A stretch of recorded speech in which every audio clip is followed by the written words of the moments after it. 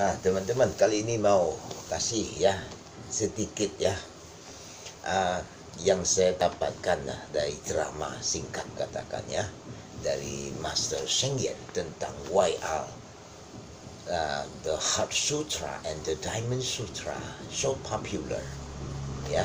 Oke. Nah, kita tahu kan Heart Sutra itu Sing atau sutra hati. Pendek lah, cuma 260 huruf lah katakan ya Mandarinnya. Nah, kalau yang panjang itu seperti Jingkang Jing ya, itu namanya The Diamond Sutra atau Sutra Intan ya. Nah, dua ini kalau buat yang sangatlah disukai ya, khususnya yang Chinese yang ya, dua sutra ini sangat disukai.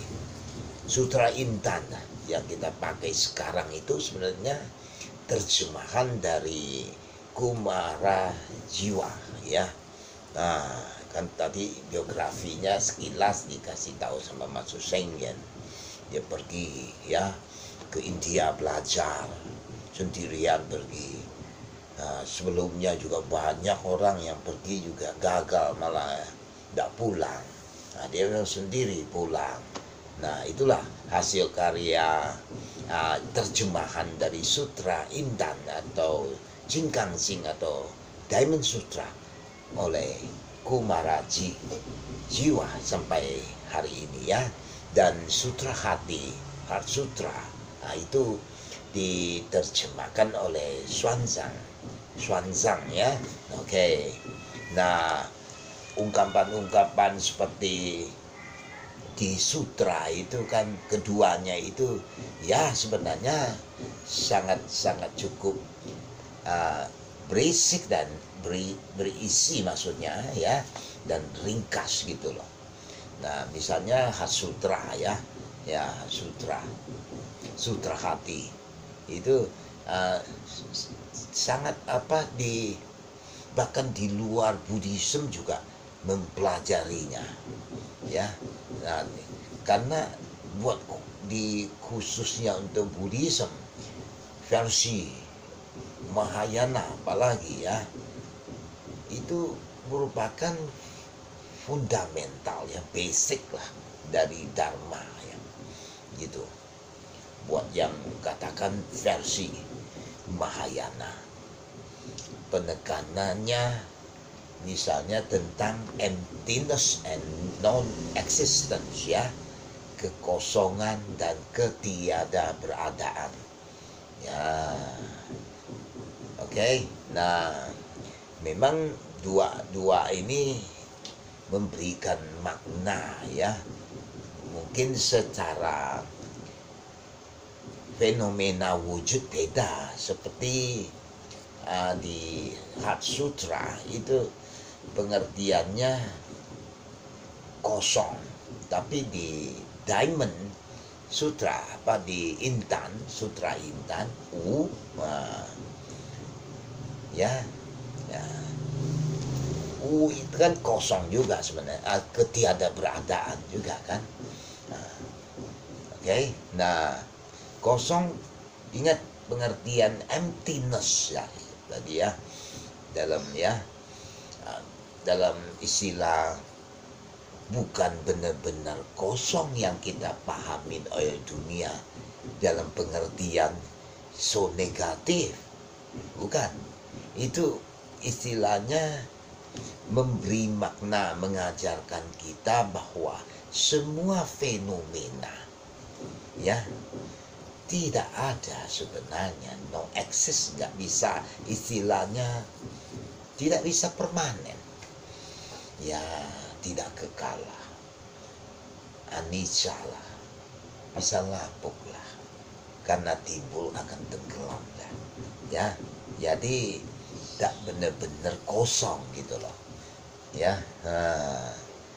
Belum lagi kita teruskan bahwa memang dua sutra ini perkembangannya ya sangat berbarengan sebenarnya, tak akan berkontradiktif dengan manapun apapun ya. Nah, di situ intinya aja bisa kita lihat. Kalau kita istilahnya cling the things, melekat pada sesuatu lah apa aja ya. Nah, ini kan akan membuat kita apa? Timbul kemungkinan love ya istilahnya, atau hate, suka atau tidak, ya kan? Nah, terima atau tolak istilahnya kan. Optionnya kan cuma itu.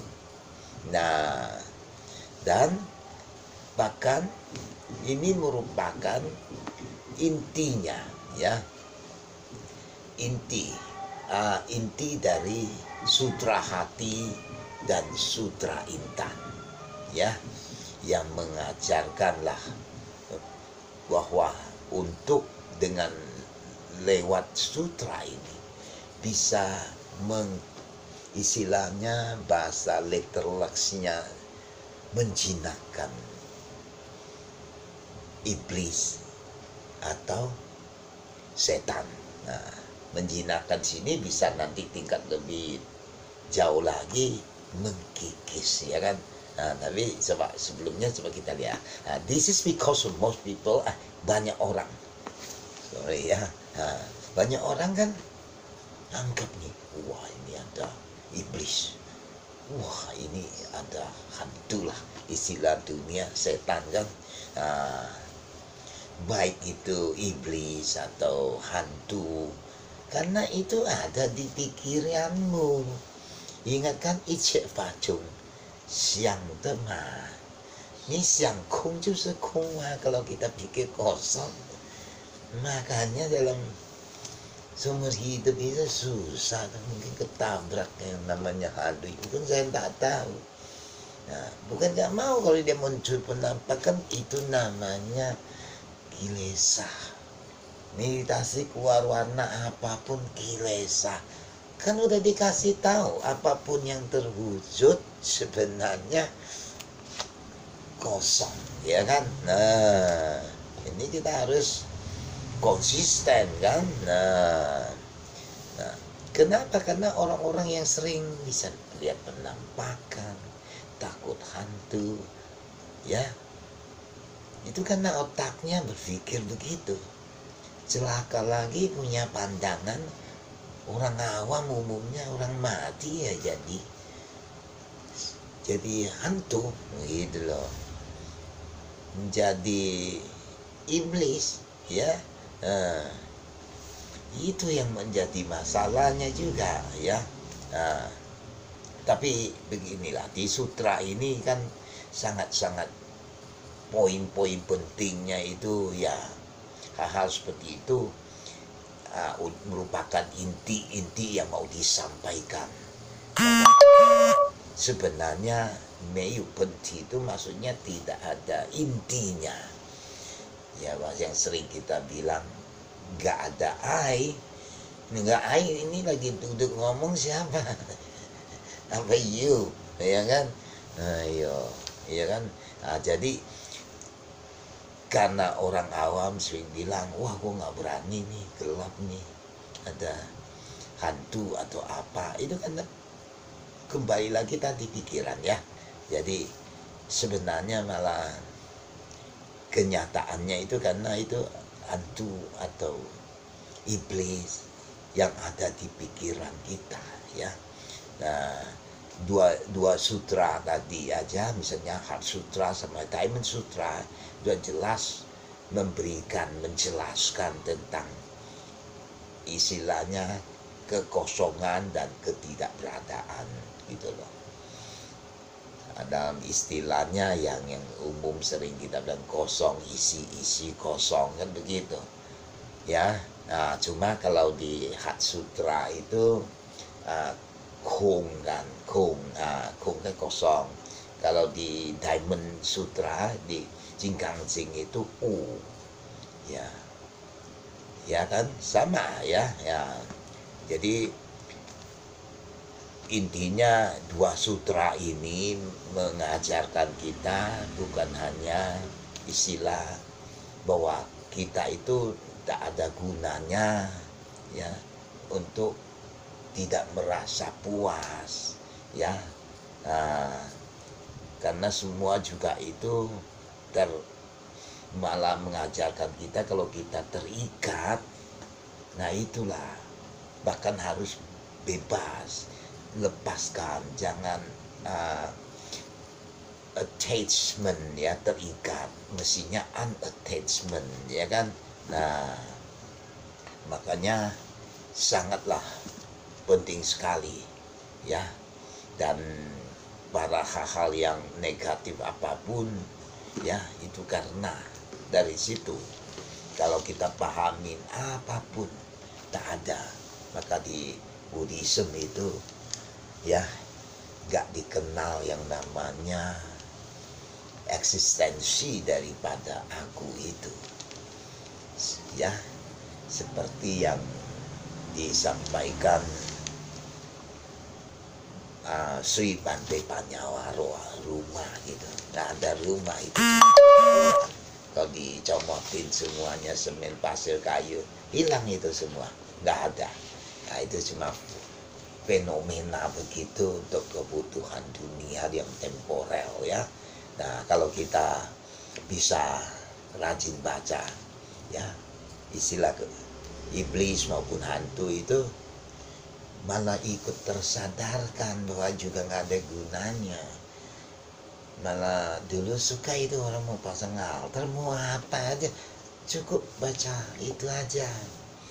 Hat Sutra pendek lagi, ya kan. Kalau yang Mandarin 260 huruf, biarpun disanskritkan juga nggak terlalu panjang, gitu, ya. Jadi dengar seperti hal seperti itu, mau hantu mau iblis itu, dia kalau udah dengar gitu dia pun jadi ke bawah, dalam arti dia nggak bisa lagi gangguin perdayaan, dia udah merasa tenang. Bahkan kalau hantu yang sudah masa lalu pendalaman damanya luar biasa, malah bisa nanti lompat lahir jadi manusia. Nah, untuk itulah sedikit konklusi, ya, yaitu Heart Sutra and the Diamond Sutra illustrate the Buddha's concept of emptiness and non-existent, which is the key to taming our inner demons. Jadi baik sutra hati atau sutra intan, ya, merupakan konsep ajaran Buddha Dharma tentang kekosongan dan ketidakberadaan, ya, yang merupakan kunci loh. Taming itu maksudnya menjinakkan, ya, menjinakkan, bahkan dalam bahasa saya lebih pas mengkikis inner demons. Jadi bisa saya bilang bukan hantu iblis luar kita, yang ada kasarnya di pikiran kita, ya, di batin kita lah gitu, ya. Jadi sutra hati, ya, seperti yang tadi bilang, sutra hati maupun sutra intan mengilustrasikan konsep Buddhisme, sekali lagi, ya, tentang kekosongan dan ketidakberadaan yang merupakan kunci untuk menjinakkan. Nah, menjinakkan di sini mengkikis iblis yang ada di batin kita. Ingat, no ego nibbana. Nanti nyebrangnya nggak ada banyak gangguan. Oke, demikian. Thank you.